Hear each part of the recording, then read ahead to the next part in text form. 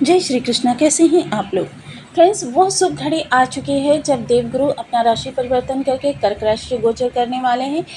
कर्क राशि में देवगुरु का गोचर जो होगा वो बेहद महत्वपूर्ण होगा। गुरु का यह परिवर्तन राहु और शनि दोनों की स्थितियों पर जमीन और आसमान का अंतर लेकर आएगा।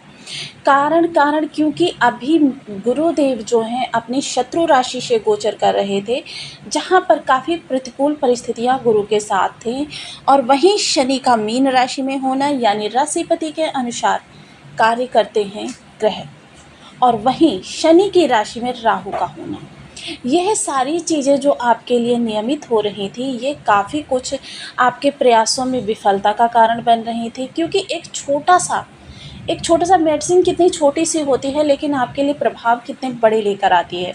छोटा सा एक कार्य ऐसा हो जाता था जिसकी वजह से आपकी बनाई बनाई रूपरेखा, बनी बनाई दृढ़ भूमि ध्वस्त हो जाती थी। लेकिन अब का समय जो ये आने वाला है, यह आपके लिए बेहद महत्वपूर्ण बदलाव सार्थक करने जा रहा है। परिवर्तन आने जा रहे हैं जो कि सकारात्मकता से भरे हुए होंगे। देवगुरु का राशि परिवर्तन एक बहुत बड़ा इस समय पर आपके लिए परिवर्तन कहा जा सकता है, जो कि शनि और राहु दोनों की स्थितियों पर प्रभाव डालेगा।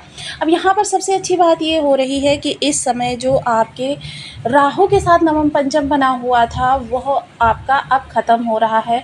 उसके साथ ही राहु के साथ एक विशेष योग बनने जा रहा है। तो गुरु की बदलती स्थिति पर राहु का किस तरीके से प्रभाव रहने वाला है, राहु किस तरीके से प्रभावित करते हुए दिखाई देंगे, क्योंकि धन भाव में बैठे हुए हैं, इसलिए इनकी हर स्थिति पर विशेष दृष्टि रहनी अनिवार्य है।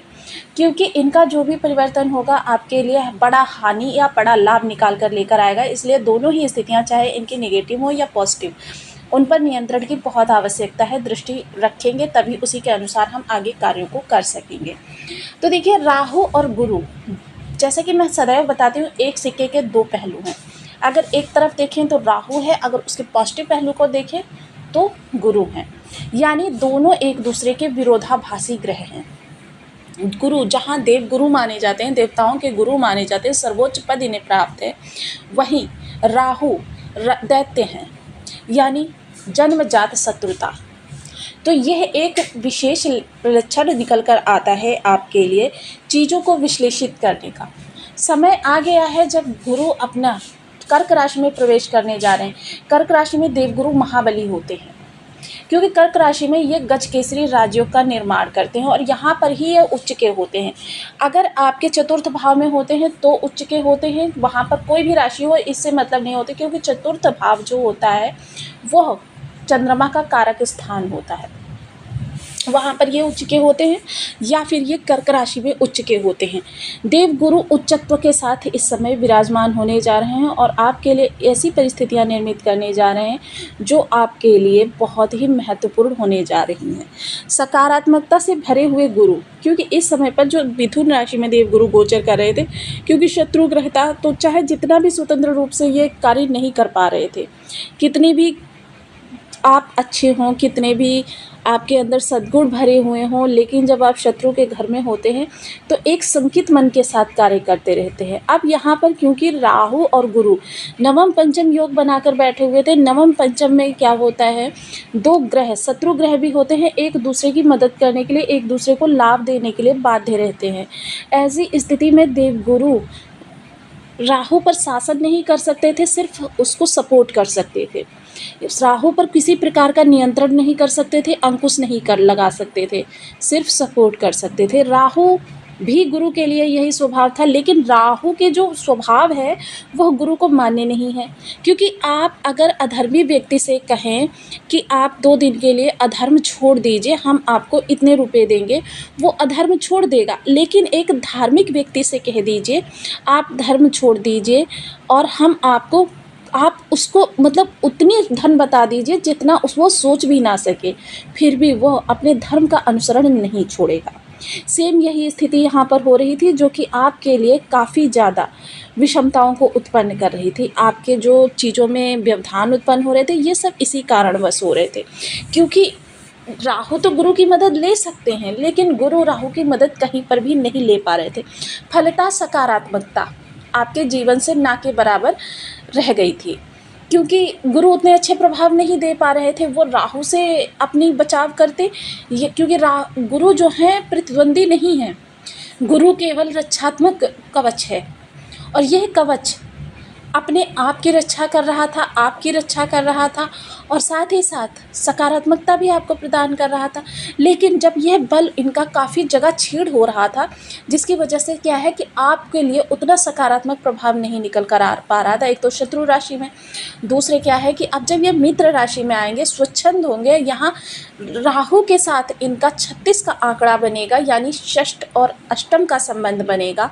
तो यहाँ पर गुरु जो हैं काफ़ी ज़्यादा आपके लिए बेहतर करते हुए दिखाई देंगे। वहाँ पर राहु की चर्चा करें तो राहु देखिए छल प्रपंच माया के ग्रह हैं, आपके अंदर अति कर देते हैं हर चीज़ की, क्योंकि इनका कार्य है जुनून पैदा करना किसी भी चीज़ के लिए, चाहे वो आपकी अच्छी चीज़ें हों या फिर आपकी निगेटिव चीज़ें हों।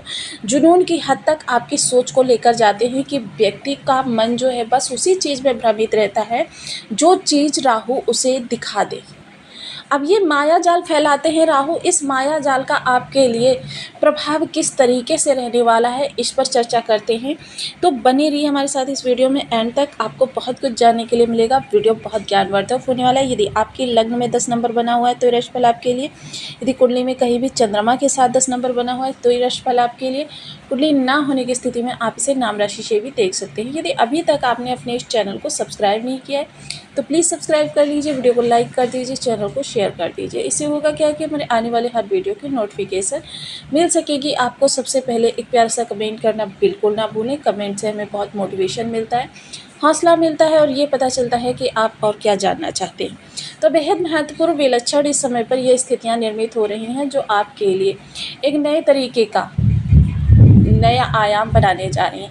सबसे पहले जो ये सकारात्मकता बढ़ेगी, क्योंकि एक तो आपके सप्तम भाव में बैठेंगे, सप्तम भाव से सप्तम दृष्टि आपके ऊपर आ जाएगी, जिसकी वजह से क्या है आपके अंदर सकारात्मकता, ये जो ओवर थिंकिंग और इसके अलावा मन में भ्रम का उत्पन्न होना, साथ ही साथ चीज़ों के बिगड़ जाने से आपके अंदर जो ये हीन भावना या चिड़चिड़ापन या इस तरीके की जो भी चीज़ें थी सब समाप्त हो जाएंगी।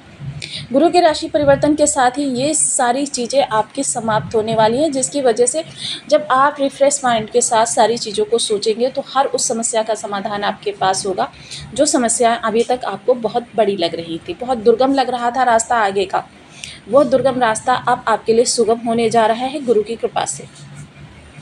चर्चा करेंगे इस समय पर गुरु के सप्तम भाव में बैठे होने की। सप्तम भाव जो होता है वो डेली इनकम का भी होता है, इसलिए जितने भी जॉब वाले व्यक्ति हैं उनके लिए भी ये सकारात्मक समय काल रहने वाला है, और जितने ये बिजनेस वाले व्यक्ति हैं, क्योंकि बिजनेस का भाव ही है, तो बिजनेस वाले व्यक्तियों के लिए भी अच्छा रहने वाला है। जीवन साथी से किसी प्रकार की आपकी झगड़े वगैरह चल रहे थे या किसी प्रकार के मनमुटाव उत्पन्न हो रहे थे या किसी ईगो समस्या से आप जूझ रहे थे, व्यंग्यपूर्ण बर्ताव से जूझ रहे थे, तो ये सारी चीज़ें भी अब आपकी सौम्यता में बदलती हुई दिखाई देंगी। विशेषकर इस समय आपको जीवन साथी का बहुत बड़ा सपोर्ट मिलने वाला है, और गुरु इस भाव में है तो इसका मतलब ये है कि इस समय आगामी इस पूरे गोचर काल में जितने भी कार्य आप करेंगे वो अगर गुरु यानी जीवन साथी की सलाह लेकर करेंगे तो फिर आपके लिए कहते हैं वो दीर्घकालिक लाभ उत्पन्न करने वाले होंगे और सफलता वाले होंगे, क्योंकि गुरु का यहाँ पर बैठना इस समय आपके जीवन साथी के लिए वरदान सिद्ध होने वाला है। अगर जीवन साथी कार्यरत है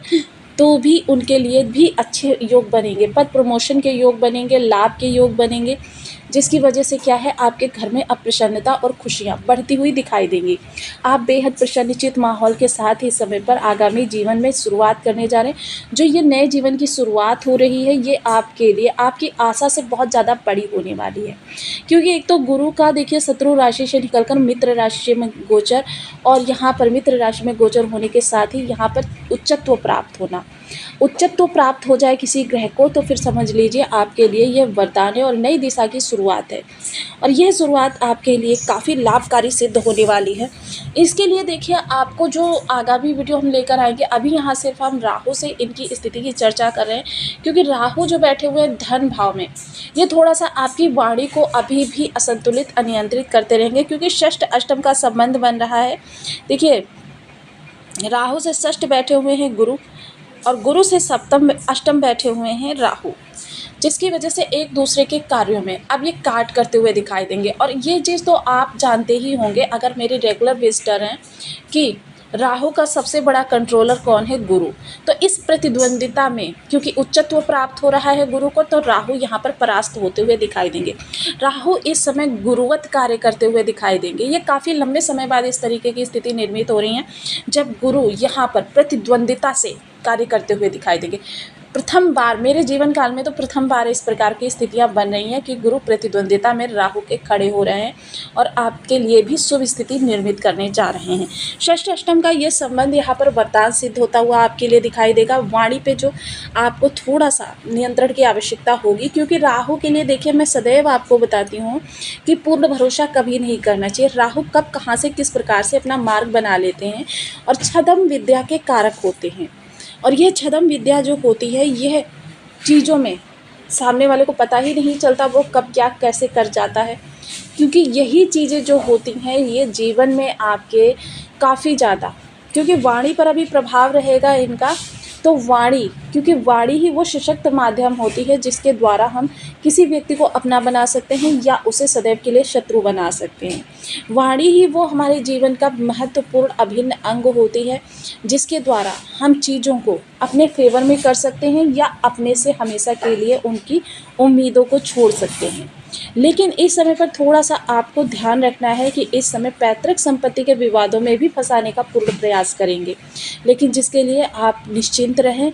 आपके पैतृक संपत्ति संबंधी मामले सुलझेंगे, क्योंकि शनि के भाव में हैं, तो इसलिए शनि पर जब इसका प्रभाव पड़ेगा तो राहु भी आपके लिए चीज़ों को अनियंत्रित तो करेंगे, लेकिन धीरे ही आपके उसी तरीके से जब आप अपनी सकारात्मकता को नहीं छोड़ेंगे, अपनी पॉजिटिविटी को नहीं छोड़ेंगे, तो चीज़ें स्वतः ही अपने अनुकूल होनी प्रारंभ हो जाएंगी।